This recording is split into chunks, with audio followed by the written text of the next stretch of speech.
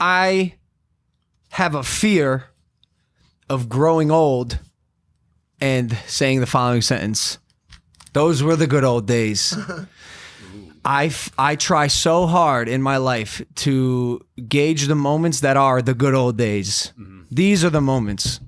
These right here are the moments. And whenever I notice that my life is going exceptionally well, and I notice that I am fulfilled and happy to the brim, a place that I am sometimes in my life, I really try to mark them as like life moments. So I really can feel and live in this moment. So when I'm older, I don't have to say, man, those were the days, or those were the days. I am so happy right now.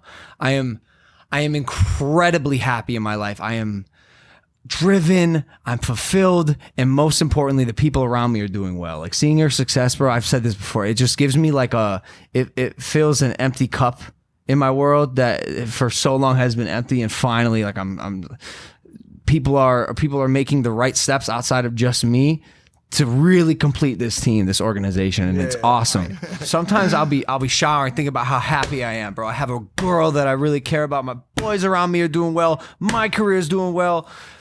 Against all odds, like we fucking did it. We made it out of the shitstorm. We're in a really great place, but I cannot help but feel this overwhelming sense of impending doom. All right, why? Oh, shit. And I hate that I'm even putting this energy out there, but I'd be lying to myself if I say I didn't feel it. And I think it's because the last time in my life where I was doing well, I fucked myself. Yeah, you're a self-sabotage master. Yes. And it's almost like, I say this all the time, like for every action, there's an equal and opposite reaction. And I'm getting this like weird feeling in my chest, this weird feeling of anxiety that like, I don't know, how can things be this good? How is it possible? I think it's is it bad that I'd say? I'm looking for something. Like why when the world is in an absolute shit storm are we thriving? Can we both do this together? Yo, page 225. Work was going well. My relationship, my family stronger than ever, but I always have this anxious feeling in the pit of my stomach. And there's a scene in the shower where I talk about this. After years of hell, I'd become conditioned to thinking the other shoe would drop. When was the rug going to be pulled out from under me? I often struggled with that feeling. For many years, I'd become accustomed to things going so badly wrong. I'd gotten used to such terrible pain that it was hard for my brain to ever imagine things going right for very long. That's what I'm feeling. That's crazy. And it happens always when you're naked in the shower. And I don't know why you have clothes on in the shower. Yeah. So usually when you're in the shower, you are naked. All right, so you're conditioned to this. Or you have something in your past that you haven't brought up and addressed that you feel like might come back to get you. Nah, I've never been the dude who's got like a tape of like Logan Paul racism or Logan Paul like there's nothing. It's not that. It's just like I don't know, dude. Why? But why? Let's flesh it out. Let's figure out what the point of why you think you're gonna reach doom soon. If you're looking for doom, you're gonna find it, right? I'm not looking for doom. Bro, often like, man, it was sunny yesterday. We were all sitting by the fire. We were at the beach, fucking smoking a little bit, having a good time, eating pizza, whatever. And I'm like, life is being so good to me right now. Too good to me. It's like a trick. I know it's something. It's a trick, bro. I'm being fucking bamboozled. Is this like with you not being able to receive things? Like things are okay to be good. It's good to be good. Yeah, but for how long can they be good until as long as you want, as long as you keep staying on the right path, doing the right thing, you're gonna be all right. Why did I not know that me and you shared this? This is a big because thing. I hide it because I hate even putting that energy out there. So being someone a little bit different that approaches things a little bit differently, I don't like to look at the issue as much as I like to look at the solution. So I don't really care why it feels like that, but I do have the next two paragraphs were this. Anytime I felt like this, I calmed myself again by finding solace in my continued strength. I told myself if I can control the outcome of a situation, then I trust myself to make the right decision and for the outcome to reflect that. Do you feel strong in that no matter what happens to you, you'll make the right decision? I do, yes. Okay. Yep. On the flip side, and this is the biggest one, I realized that if I cannot control the outcome of the situation, I'd think, fuck it. For years, I used to worry about such things as genetic disease and atomic war. Now, unless I was able to do something better to positively affect an outcome, I don't give a shit. I believe that what was out of my control should also be out of my mind. So if what happens to you, you can control, you're going to do the best possible fucking job to control it. And the results are going to prove that you did that. You've done it time and time again. No matter what happens, you handle it. If you can't control it, then fuck it. Who cares? But it's the unknown. Don't worry about that shit. Are you sure? Because there's a lot of anxiety that people have not knowing, and I'm starting to feel a little bit of it, bro. Even, and I hate to like bring this up in this context, but even Corey. We didn't even talk about this shit. Well, that's what I'm saying. Like, bro, what the fuck? We didn't address it at all in the beginning of the show? No. Do you know about this? The tattoo artist Daniel Silva, who ironically enough actually tattooed Evan, who's right there. He just walked in. Can you pull up the sleeve? Pull up your sleeve real quick. See that light bulb tattoo? And then also tattooed Spencer. Do you know about this? Yeah, he knows. We've been talking. Okay. And also tattooed Spencer live on the 100th episode of Impulsive. And was going to tattoo me this week, reached out, Shut up. saw that we were talking about me getting the tattoo of redemption on my arm, and DM'd me and said, hey, I'd love to do that tattoo for you. Yeah. I had a problem with drugs myself and addiction, and I was in jail, and it would mean a lot to me if I was able to give you the redemption tattoo. Him and a YouTuber by the name of Corey La Barrie, Yeah. were in a car late last night celebrating Corey's 25th birthday.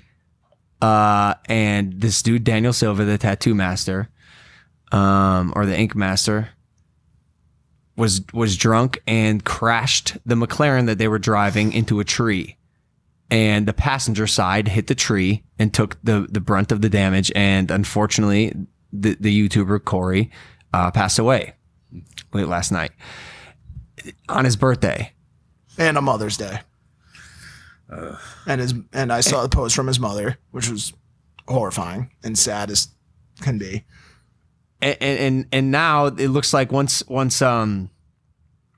Daniel's released from the hospital, because apparently he broke his hip, he's going to be charged for murder. Yeah, or manslaughter, or whatever it ends up being. And it's like, you wake up to hear this, and just like, even often I think about the Kobe thing and how just like sudden these really unfortunate chain of events happened. Just these dire shit scenarios. And it happened to me, and in a much lighter way, but life has slapped me in the face a couple times, and I'd be lying if I said I wasn't scared of that happening again. Okay. It's incredibly unfortunate these two guys have gone through this. RIP to Corey, man, that sucks. But could have been avoided by not drinking and driving. We definitely know that. Yeah, absolutely. Gotta be on the forefront of that. Avoid any sort of possibility that that's going to happen again. That's one way to avoid that for you personally, Logan Paul. Yeah. Second thing, there's a fallacy in mind that life has its pendulum. It's ups and downs and ups and downs. You don't have to let the ball swing the other way. There's a book called The Kabbalion that goes deep into this philosophy where you can control the swing of your pendulum. If you don't want it to go down the negative side, you can stop it right there, and you can kind of go and find a new route that's going to keep you in a positive, light mood. Always recognizing the good things that are happening in your life and going more in the direction of better things. So it doesn't stop. So it's not the action of bad things happening. It's just your reaction to it. Because obviously you can't stop the cancer pendulum from coming. You know what I'm saying? It's just how you react to it. Yeah. And, taking preventative measures. Don't get in the car, drink and drive. Like, that's one simple thing. But there's other ways to manifest negative things happening in your life. And right now you're doing a lot of great things. Your YouTube channel is going crazy because you have focused on your art, making it the best it can be, and changed it up to format for the new wave of the style that's taking over YouTube. People are loving that. You're providing positive energy for millions of people through this podcast, through the YouTube channel, Instagram, TikTok, Snapchat, whatever it might be. All those things are great. I question to where you feel like the doom might be coming. Why do you feel like you deserve to? Because last time my life was going this well, some bad shit happened, and I was in a bad point in my life. Yeah. That was like, I call it the perfect storm for everything to go wrong. Yeah, but you had massive ego problems and didn't care, and you were blazing a fire trail right behind you. I know, of course, but, it's going to catch up. I know, but like this is the type of like thoughts that make me uncomfortable when I feel turbulence on an airplane, or like when things are fully out of my control, and no matter how level-headed I am or how much I've learned, like that's not a feeling that is foreign to anyone. Everybody feels like that. Everybody feels like, yo, what's going to happen next? No matter how strong a person is, no one's completely in control of their emotions towards the unknown. The unknown is scary. It is. Of course it is. You wish you knew how much longer you had to speak to your loved ones. You wish you knew how much longer you had to be a disease-free human on this planet. If you could know the day that you died, would you? No, I don't want to know that. Because here's what you should do. Assume that the day you die is tomorrow, always, and live every single day that way. Assume tomorrow's your last day, and every day of output, whether it's from work, whether it's from how you love, whether it's from how you act towards other people, assume that tomorrow is the last day. Today's the last day that you have, and act accordingly. You know, it's a shame. It really is. And I think Mac's point of, you know, making smarter calculations, in a lot of ways, your decision making in 2017 was akin to drunk driving. You were drunk driving yourself all over the place, making poor decisions. And so I think, you know, listen, two lives were destroyed yesterday. One forever, and the other one, listen, like, I don't want to, this isn't no defense of Daniel Silva, but I've been in both of those seats hundreds of times, and it is completely inexcusable. It's completely shameful, but I do have to feel slightly bad for Daniel Silva as well. And of course, you know, rest in peace to Corey. It's a tragedy. Absolutely horrible to go at that age, and I'm sure everybody feels terrible about it, and it's horrible, but at the same time, like, I've already started to see this just outpouring of fucking hate towards Daniel Silva. They were both drunk.